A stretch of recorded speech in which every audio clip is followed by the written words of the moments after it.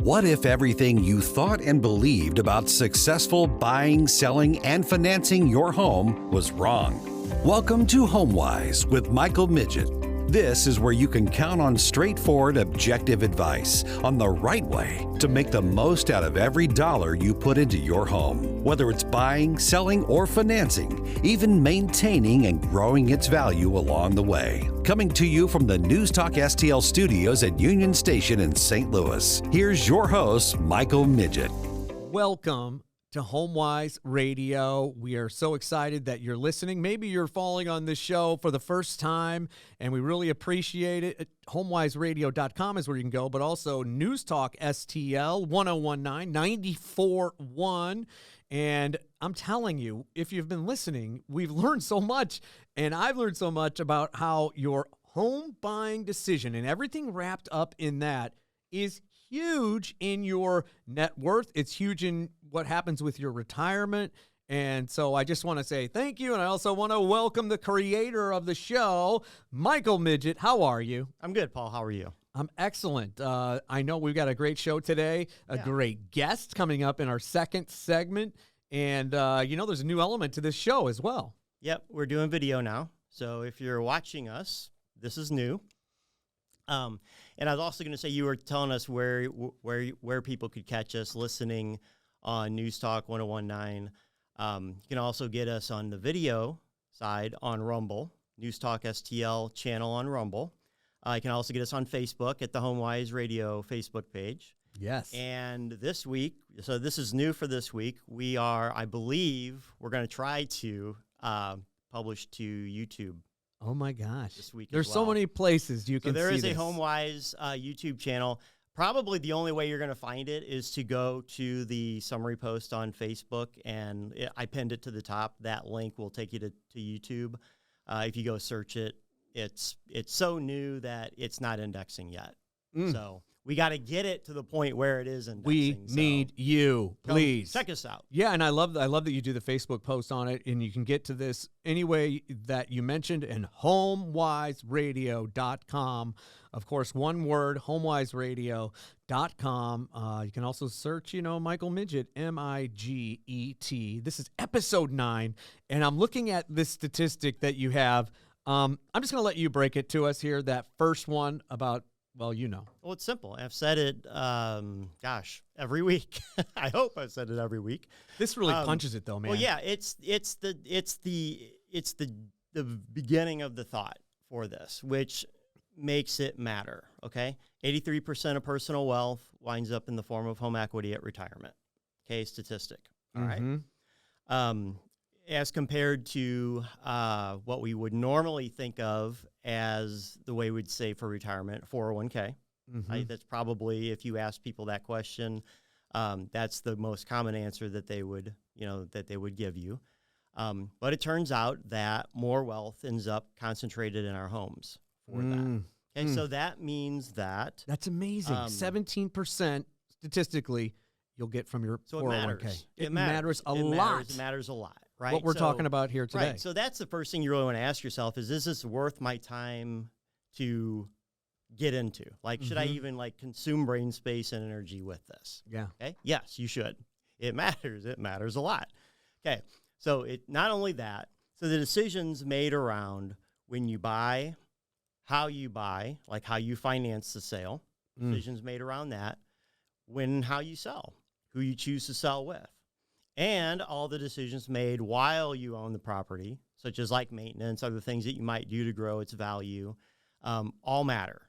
Man, how do you think of all these things? Well, some of them just come up and hit you in the face. Yeah. Right? So, but you got to know the question to have the answer. Maintenance and it lets you know, you got to take care of it. Right? But the idea is that most of the time people don't think of their home as a financial asset. And so they kind of divert into a different kind of thinking, right? Not the kind of thinking that surrounds money, but the kind of thinking that surrounds the emotional or the mental aspect of it. Like the home is the nest. The emotions, right. the school. It's home base. It's like it's where I live. It's the center of my of my everything. That's what a home does. Yeah, it's a really important point. Well, right.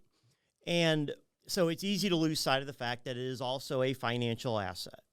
That turns out to matter later a on. lot. And so why? The decisions that we make along the way affect what that home means to us later on. You could highlight that. I mean, with a highlighter, big yellow highlighter. That's exactly right. Those decisions make up that 83%. Right. And so that brings us to a really big thought, right? The question is why?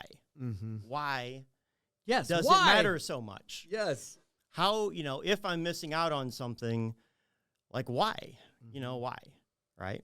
Yeah. And so I thought about this, did some work on it, and I came up with 4 things on why this statistic exists, why things have worked out this way. That it's the most important by far in Right. your home equity and So, in retirement. First and foremost, we'll just get the first one out of the way. It's hard to spend. Home equity is hard to spend. All right? It's not like a checking account or a savings account where you just go get the money. You're looking at it every day and you're like, well, right. Bahamas. It's available. It's accessible. In financial world, we call that being liquid. Okay. All right? Yeah. It's liquidity. All right? Home equity is considered an illiquid asset. Well, but home equity is not an asset. The home is the asset. Illiquid. And so that's another thing that we're going to unpack here in a minute. Okay. But it's not, there are ways to get to it. You need a mortgage, you need a line of credit, something like that. Yeah, it's more difficult, isn't it? There's more to it than just, you can. And the reason for that is that when you, it's not impossible to get to, but it takes more thought. And so when you have that event, that is an impulse event, right? Mm-hmm. It doesn't become an option. Like you don't think of, I'll just get a mortgage on my house and pay for that car or that thing or whatever. Like a mortgage is considered a big, nasty, terrible event or thing to go through. Right. It's just not something you really want to touch. You don't realize it, though. You don't realize that. So it's hard to spend. That's number 1 on your list of why this is so important. Tell us number 2. Right. So it hangs around. Okay. Number 2 is it's automatic. It happens automatically. All right. Home values tend to rise over time. We've talked about that before. But home values rise over time without you doing anything other than owning the house. Yes. All right. Now you got to live somewhere. Yeah. Right. Yeah. So if you choose to own a house, you got to live somewhere. It's the roof over your head. While you own it, home values are going to tend to rise over that time. And if you have a long enough hold time, will determine how long or how much they rise. It's unbelievable, those first 2. And you think about it's rising. That's one of the reasons why it is so important to your personal wealth. But I feel like when I make a payment, I'm like, it's taking a bite out of me. Well, right. So you got to live somewhere, right? Mm-hmm. So that brings us back to you're either going to rent or you're going to own. If you're going to own, you likely have a mortgage payment. But every time you make that mortgage payment, you get richer automatically. Okay. It's built into the transaction the way that it works. Okay, here's what I mean by that. Every time you make a mortgage payment, you build wealth because part of that mortgage payment went to pay down the principal of the loan. So now let's back up a second. Yeah. You have the asset that you own, which is the home. It's going up in value over time. Each time you make a mortgage payment, it's going down. So you're either going to pay rent or you're going to pay a mortgage. But if you pay a mortgage each time, part of that mortgage payment is kind of going into a savings account, right? It's kind of like it's not a savings account, but it's like a savings account. And you're required to like make a piggy it. Bank. You know what I mean? You can't, it's not an option to pay Right. your mortgage. Yeah, it just happens automatically. Yeah. So without you doing anything other than living somewhere, which you have to do anyway, and you're going to have to pay somebody to live somewhere, so you're doing that anyway, you make some money. That's cool. Off of that. It's another reason why. So what you have is you have a rising home value. You have a reducing liability over time. That's increasing equity. Right now, equity is the calculation difference between the home value and what's owed on it. All right. But each time you make a payment, you are, in a sense, a loose analogy, but it's kind of like putting money in a piggy bank. Okay. Mm-hmm. So third thing is leverage. All right. Now leverage, usually it's a dirty word, right? Risk. We think risk when we think of like what happened in the Great Recession with leverage, the way that investment banks were leveraged, the way mortgage lenders were leveraged. The idea that you're putting a little bit of capital into an asset and you're borrowing the lion's share of what it takes to buy that magnifies gains and losses. Okay. Man. Part of our financial system. We're not going to escape it. Kind of blowing me away. Okay. But most financial planners do not use that inside of, 401ks, or even inside of, investment portfolios. Okay.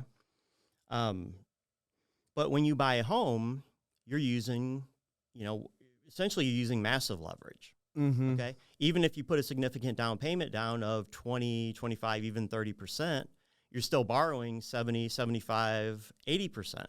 Okay. Now you can even put down less than that. And then you're more leveraged. Yeah. And some would call that more risky. So you have more that you would owe. If you Right. put less Right. down. You would have more that you owe on it, but you didn't put as much in to buy it. Mm-hmm. Okay. So the idea is that you're using borrowed dollars, all right, in the form of a mortgage Mm-hmm. to buy an appreciating asset, which is the home itself. All right. So we just talked about home values rising over time. So the equity rises over time. But this is not driven by the equity itself. Okay. So the asset is the house. Okay. That's what's appreciating in value over time. Mm-hmm. Okay. It's not Those the first equity. two on your list. Well, right. And this is a distinction that's important that people sometimes, maybe most of the time, get wrong, is they think that, the more equity I have, the faster it will grow. Well, it doesn't matter. Homes will appreciate over time the same, regardless of whether you have a mortgage on it or not. Mm-hmm. The home doesn't know even if the mortgage is more than what the home is worth, and the home would be called being underwater. Okay. Versus that home, if it was free and clear and was paid off, doesn't affect its value. Mm. Okay. Okay. I'm following. All right. So the equity that you have is just a calculation between what it's worth and what and what you owe on it. Mm-hmm. But equity doesn't have a rate of return, because you could have 0% equity, but the home value go up, and then you get some equity, so your equity grew, but it wasn't because you didn't have any equity there to grow. Yeah. Okay. It's the value of the home. It's attached to the value of the home. Okay. Okay. And I'm belaboring this point for a reason. Okay. So you own the appreciating asset. You own the appreciation. Okay. But you only need to put up some of the money or the capital to buy that. Yeah. Okay? That's leverage. Which is huge. That's leverage. Yes. Most of the time, we don't use leverage in any other place in our life in a financial sense, Yeah. other than with our home. Yeah. So you can go put a little bit of money down. You can buy something that's going to go up in value over time. You have to live somewhere anyway. So you're either paying rent or you're paying a mortgage payment. The rent has been termed that it's 100% interest. But even a what's considered to be a high rate mortgage today, in like 6, 7, 8%, not high historically, but high recently. Yeah. Every time you make a mortgage payment, you're putting a little bit in the bank because of that principal pay down.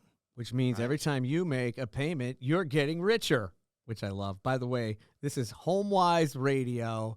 That's Michael Miget. My name is Paul Cook. HomeWiseRadio.com. We invite you to go check out our past shows, this show, everything. But yes, you get richer when you make a payment. Yeah. And so that brings me to point number 4, which is safety. Okay. Safety. Over the long term, there's very little chance of loss. Okay. No chance of loss. Right. Not a guarantee. Okay. But over time. But over time, with a long enough hold time, the risk of loss certainly decreases, but it becomes very small. Mm-hmm. Okay. Especially as compared to owning stock or an investment in the stock Yeesh. market or other things that will more readily go up and down in value. and B, what I'll call subject to going up or down in value. Okay. Generally, this will go up Well, right. But let's just say, for example, over time. right. Let me give you an example here, of what I mean. Let's say that you bought a home and I'll go back, I'll use a historical example. Let's say you bought a home in 2005. Okay.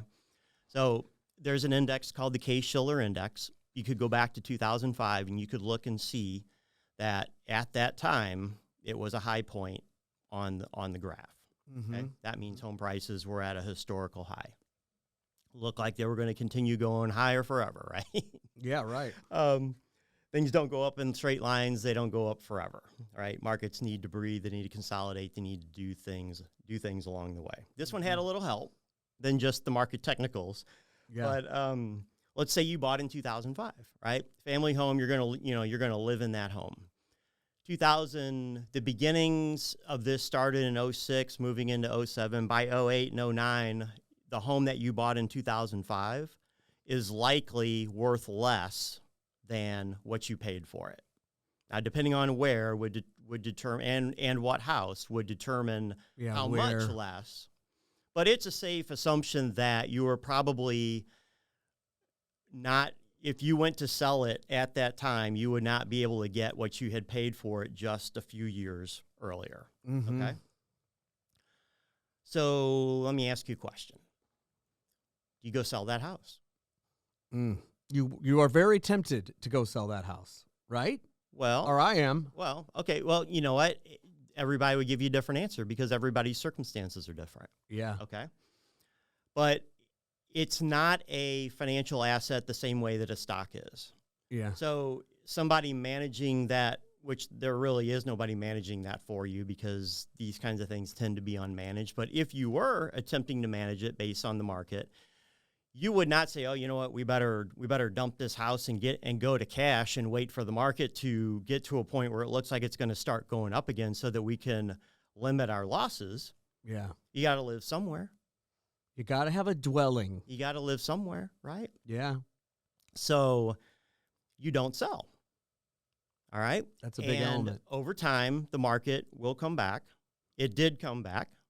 It wasn't all that long. Depending on which house and where, determined how long. But, 3 years, 5 years. So you were my house, patient. Your impulse control.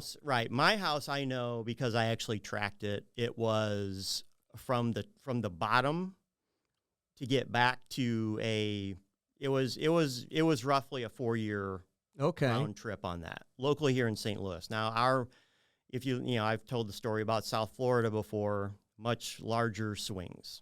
Okay? Yeah. But here locally, we didn't experience that as much, but it did still happen. All right. But the point is that it's a family home. If you don't need to move, if you don't need to sell it, you don't sell it. Yeah. So you don't have that bookend on the transaction. So you have the price that you bought at. You got a place to live. And then you have the price that you sold at. Mm-hmm. That's when you lock in your gain or loss. Well, what happens in the middle there doesn't matter. Okay. So if prices, you buy it, one, and then they go down, but you don't move. You got to live somewhere, and then you wait, and then they come back up, and then you sell at some point later on.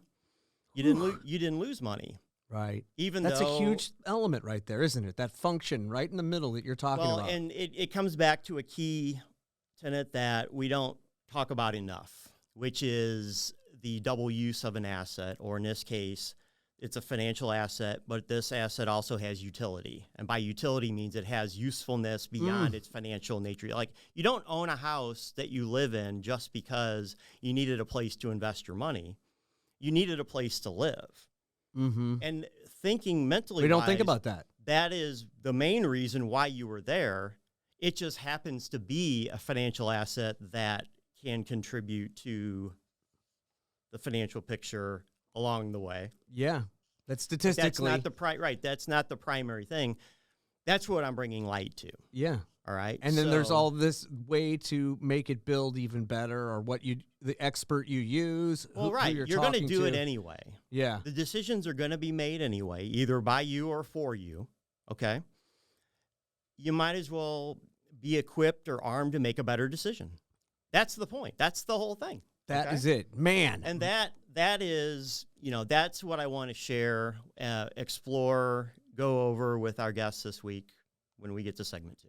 Oh, yes. Our guest, Angie Wilder, has been waiting. She has comments. Thank you for listening. Thank you for watching HomeWise Radio, HomeWiseRadio.com. Much more to come. Stay there.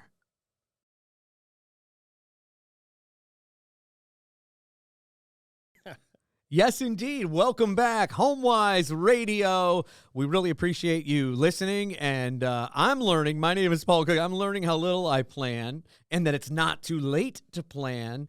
And, man, I think I don't want to sum up the whole show, but it's a lot about that with Michael Miget.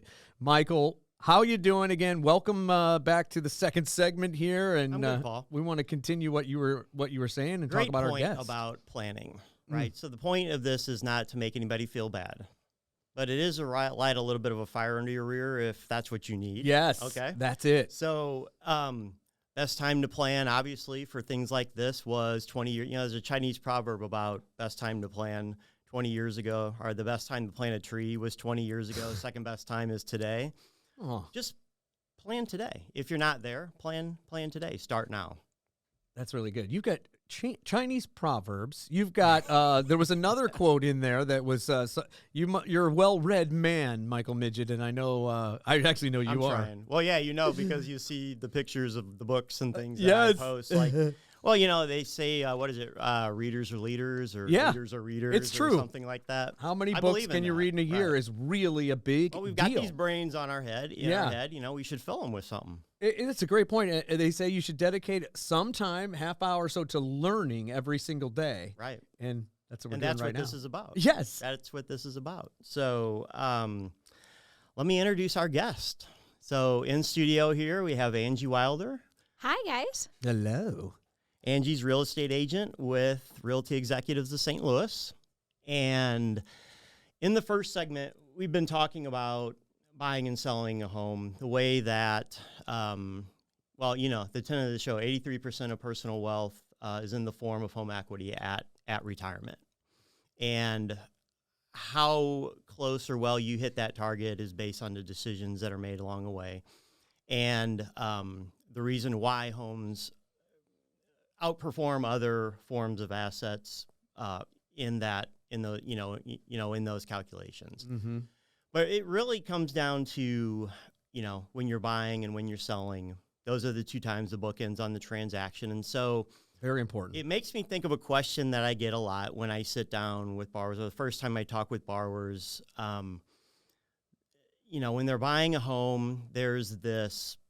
So let's say they're buying a home and they already own a home, and they're trying to reconcile in their minds, how do you buy and sell at the same time? How do you do we have to sell first, but then where are we going to live until we get the new one? Are we going to have a double mortgage payment? That mental twist. Right. Boom. You are right.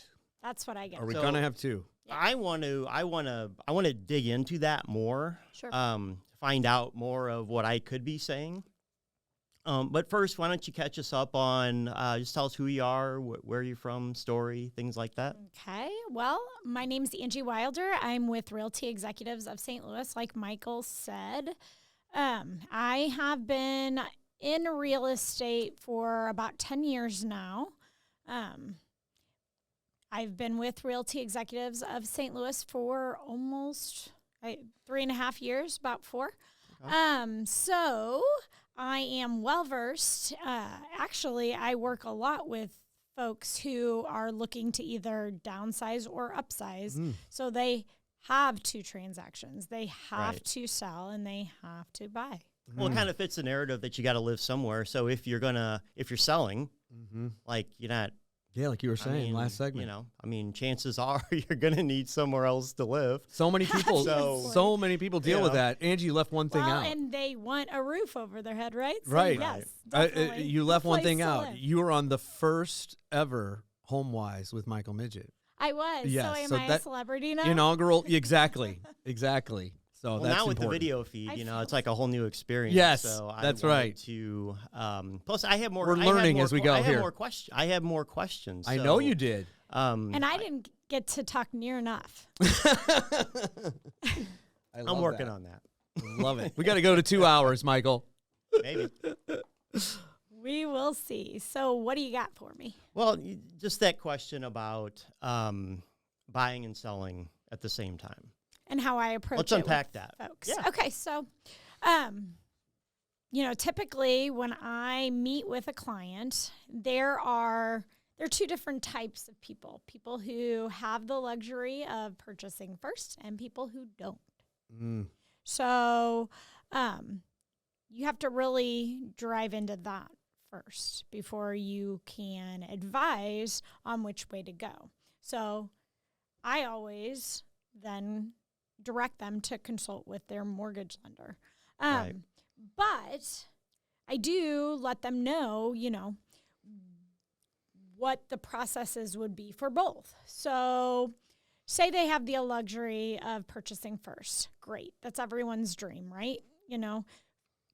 That way they feel the most secure. They don't as little stress as possible. You know where you're going to live. And You they have a place. feel like they can choose that better. So they are choosing the place that they want to live. They don't feel pressured to, on a time frame to do that. Now, More some flexibility, maybe. Yeah. Yeah.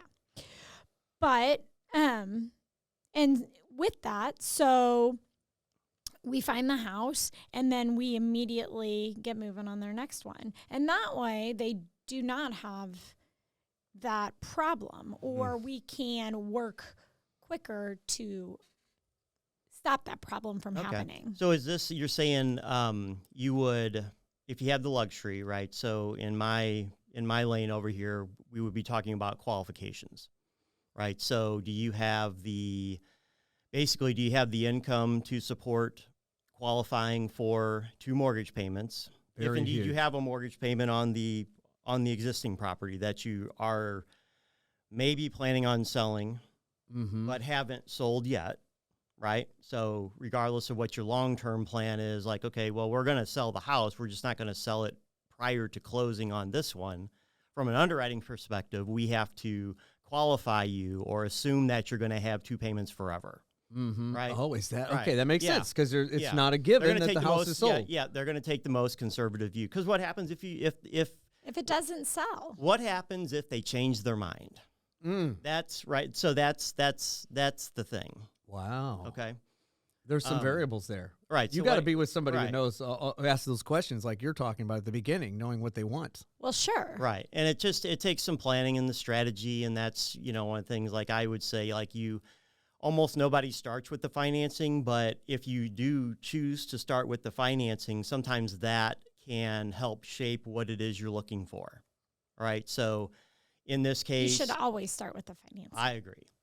But I might be biased on that. That's coming from a realtor. Yeah. Right. Angie Wilder, by the So way. I agree. Michael Okay. Miget, So- HomeWiseRadio.com. But we also have let's drill into, let's say that, let's just take the other side of that coin. Let's say that they either can't or don't want to risk the buy first then sell later. Let's say that we don't want to have 2 mortgage payments ever at the same time, and I'm like, I can't figure out in my mind how that's gonna, like, how in the world are you gonna manage those 2 things? That's some stress. So we need Yeah, to be exactly. a little more strategic in that Right. step, right? So we get their house where it needs to be to sell. So I come through, I walk around, I look at what other buyers are looking at. I tell them what they need to fix and what isn't in their best interest to fix. And we go from there. So we start there, we get their house ready. So in the process, I have them also looking in the background at other houses, sending them houses that are, pertinent to them. So we get their house on the market. We can do it this way and get their house on the market, get it under contract, and also advertise it as we need an extended closing. I do that quite often when I do a buy and sell simultaneously. So we ask for 60 days or even 90 days, depending on depending on what their needs are. And if someone really wants the house, they're gonna wait most times. And they go in knowing that we will move that date up if at all possible, if we find something. For folks like me, what is an extended closing? So say we were to go on the market today. We advertise that we want until the end of February, say, to find a house. So it goes that way. If you want to purchase this home, you have to deliver us a closing date of on or before February 28th, let's say. Okay, that makes sense. So, yeah.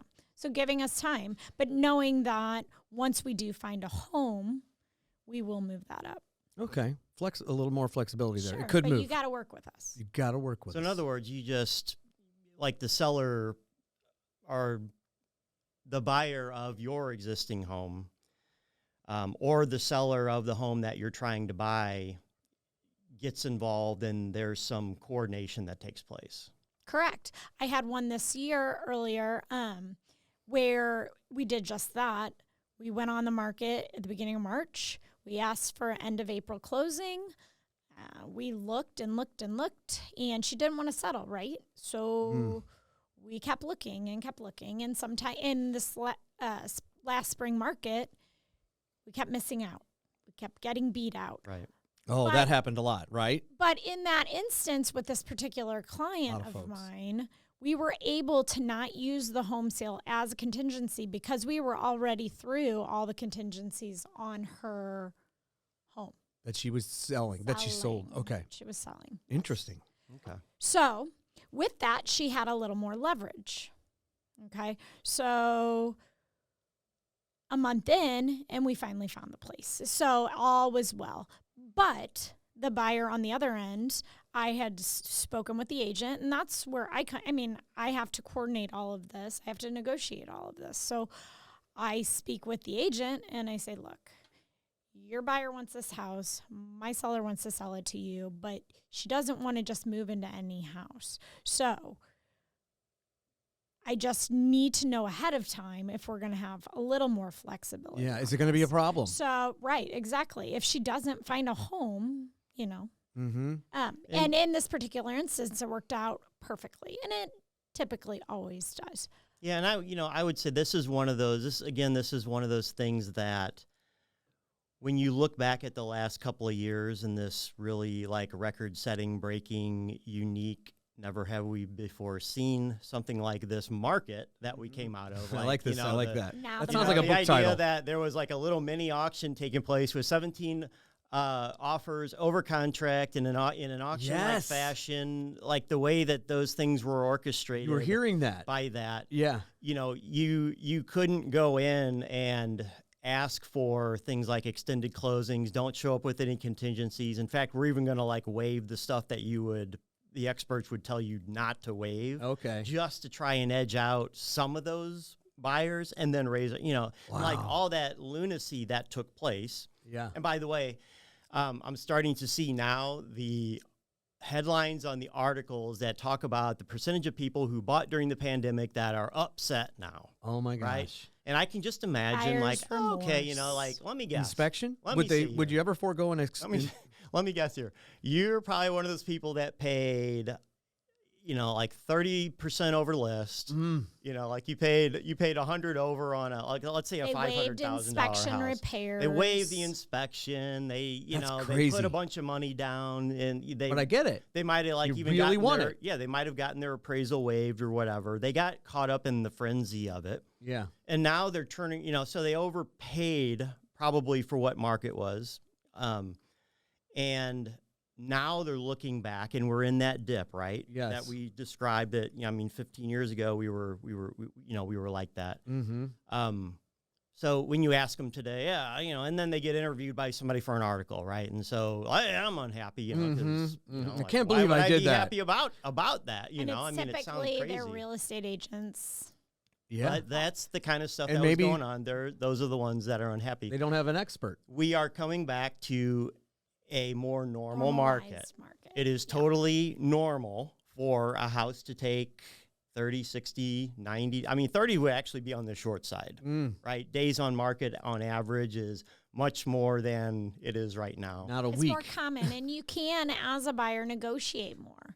Well, right. It depending on the location, of course, and the quality of what your product is. Mm-hmm. Yeah, I mean, there are times still where I am seeing, multiple showings, multiple offers, but it's very few and far between right now. It is, huh? So you have the edge as a buyer to actually do things the right way. Yeah, the way it's intended. The way you're supposed to. I'm going through a deal right wacky. now, and they just had inspections, and lucky for them, it was just pretty minor things, and we're able to ask the seller to repair those things, that's which you couldn't do. So rational decisions. Wow, and that would make you unhappy. That makes sense, Right. Yeah, right? rational. Right. Question. It makes everyone feel So- warm and fuzzy. Yes, exactly. Like they're getting that they have a voice in this thing. What about an appraisal that is under what you've offered? I know this is way out of left field, but I was always curious. What if the appraisal is under the value of the home, what you're borrowing to get? Like you've offered Right. 30 over. Well, okay. So what you're borrowing is going to be based on the lesser of the contract price Oh, okay. or the appraised value. So going back to the question that you posed, it would be appraised value versus what you're paying for the house. Okay, but you Okay. could still borrow it.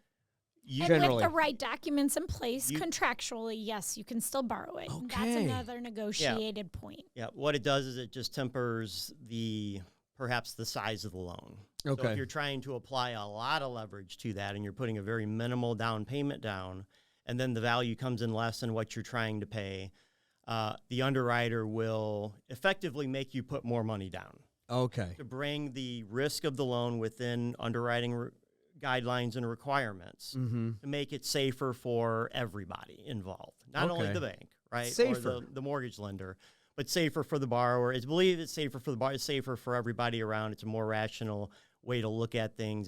It's one of the things that people say was missing from the market, even though this guideline was still in place then 15 years ago. Okay. Well, Right, and so- it makes the buyer feel like they're not overpaying. Oh, Right. man. And so the real estate end of things, when that happens, there is because I've seen it happen before where if an appraisal came in lower, that's a negotiating point. You can go back to the seller Okay. So and either say, the seller has to go down to the appraised value. Both parties can negotiate a middle ground somewhere, or the Or deal not. Or you don't do it. the deal dies. Oh, that's a great point. Stick a pin right there. That is our guest right now, Angie Wilder. She's a licensed real estate agent with Realty Executives of St. Louis. She taught us how to say realty, I think, in our first show because we were saying reality or realtor. realtor. It's two Realtor. syllables. Exactly. But Angie, are you going to hang out with us a little bit? Absolutely, I as think long so. as you'll have me. Okay. All right. We'll be right you go. back. HomeWise Radio with Michael Miget. My name is Paul Cook. Stay right there.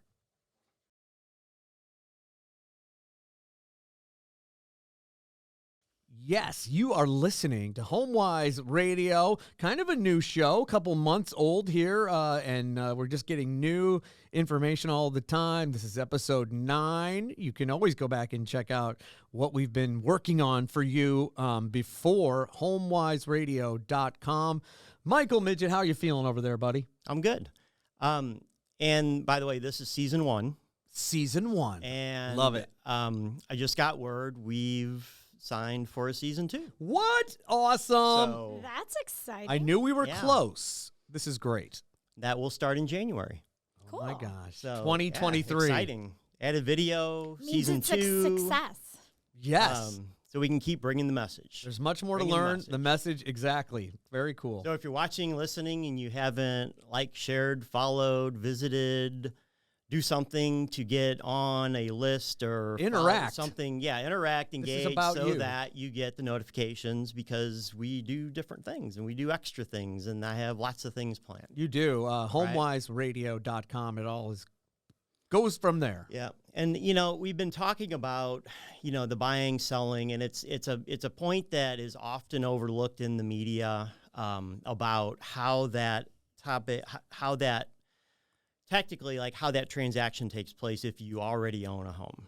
Mm-hmm. Now, there's a reason for that. And most of the time when you hear people talking about it on radio or TV, they're not actually the same people that actually do it day in and day out. Yeah. Right? So, one, they don't know that people are interested in that, and they don't hear those questions. I get that question a lot, and I'm thinking like, well, I'm really not the person to ask that of. That's really your realtor's question. Wouldn't it be good if we had a realtor here for that kind of question? Well, that's one of the reasons why we invite so many in. And by the way, we do not pay these guests to be here, and they do not pay to be here. Great point. They're here of their own free will and volition.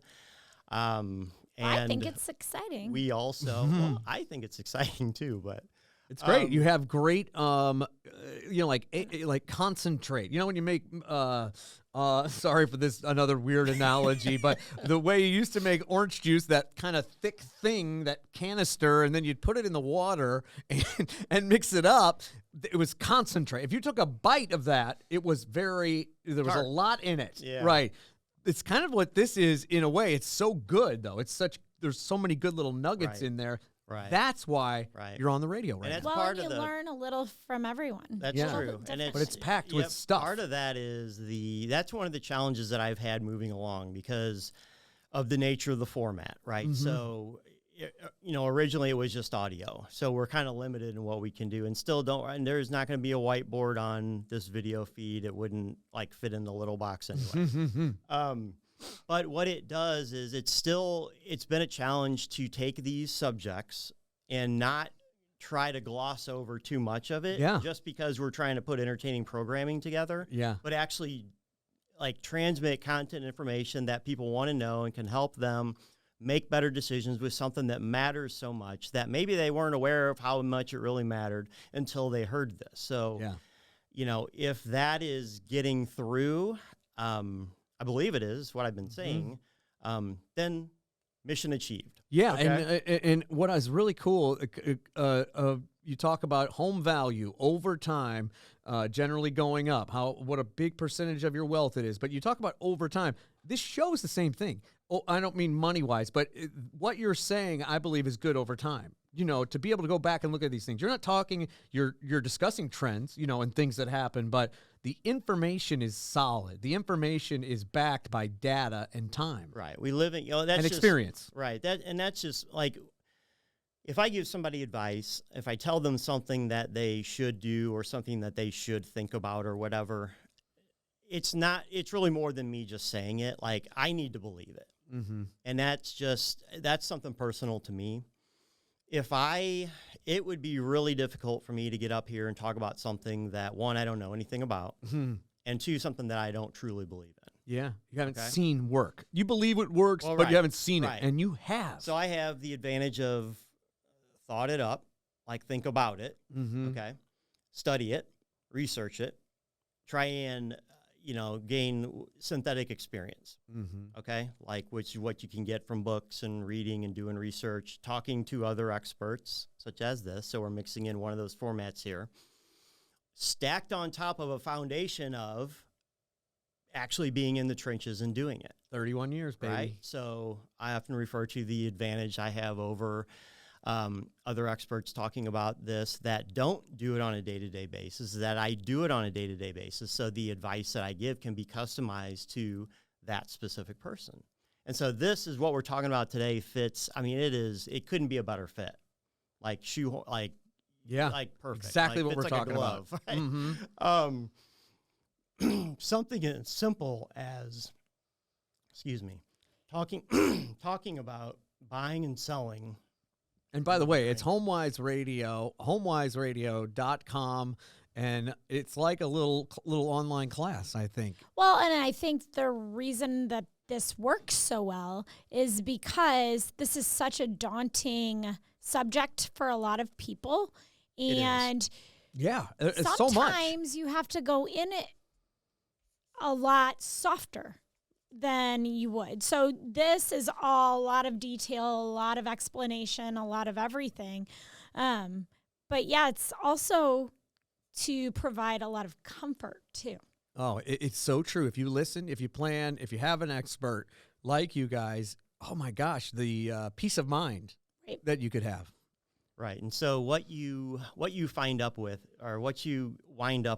is it's a simple concept that has a lot of variation to it. So, for example, in the last segment, we were talking about how do you buy and sell at the same time, right? That's a pretty pointed question. It has a tactical answer. There's a step-by-step method on how to do it.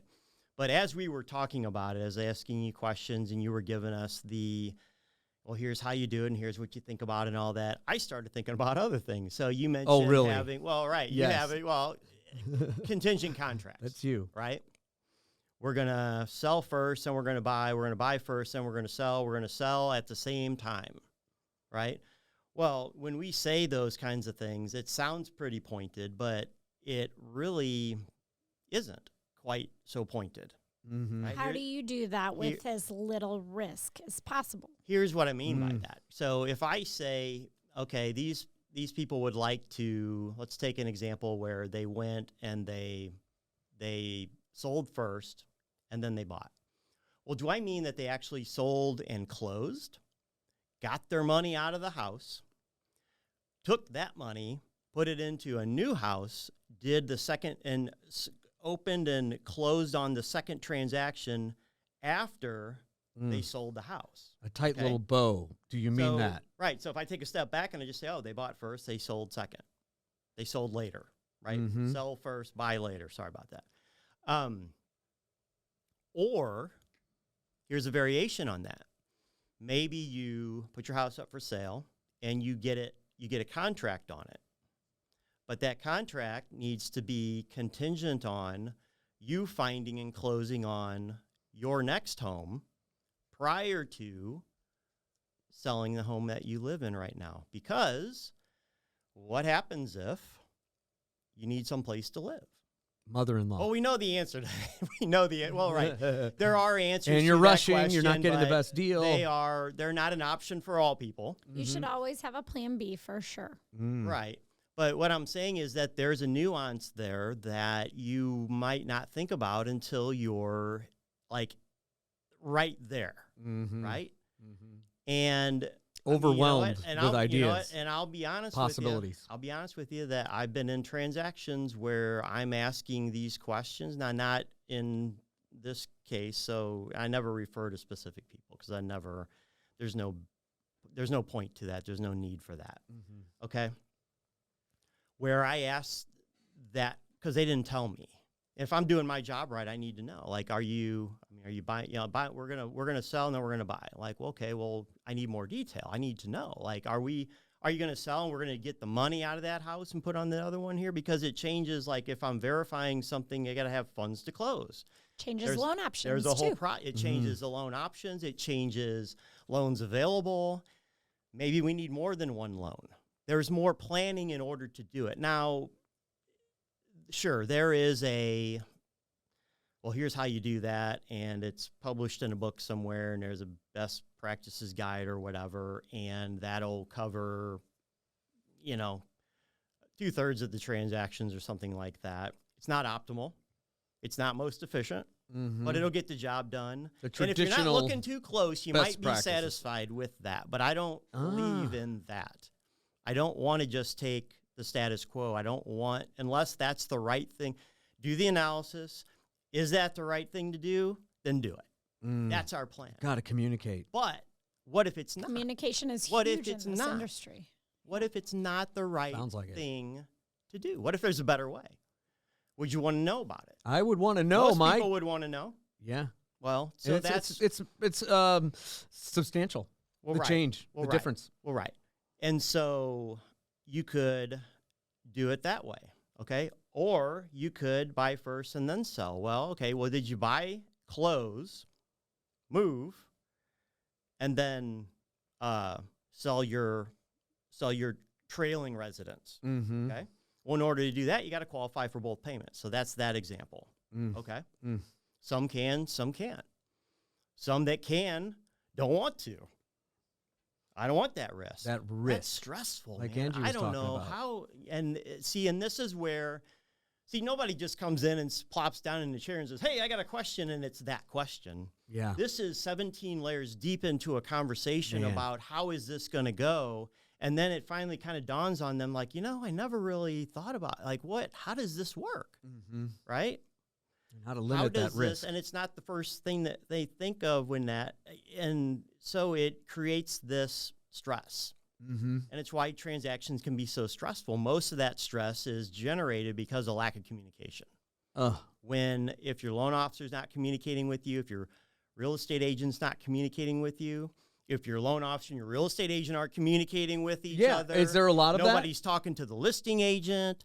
I mean, yeah. There's a lot of moving parts on these. What if your real estate agent and your loan officer don't talk at all? Well, that's a problem. That is a disaster waiting to happen. Does it happen? Much? I don't mean communicated at all, like they hate each other, but I bet that happens where there's minimal. I've always had communication with my lenders, even if they're in another state.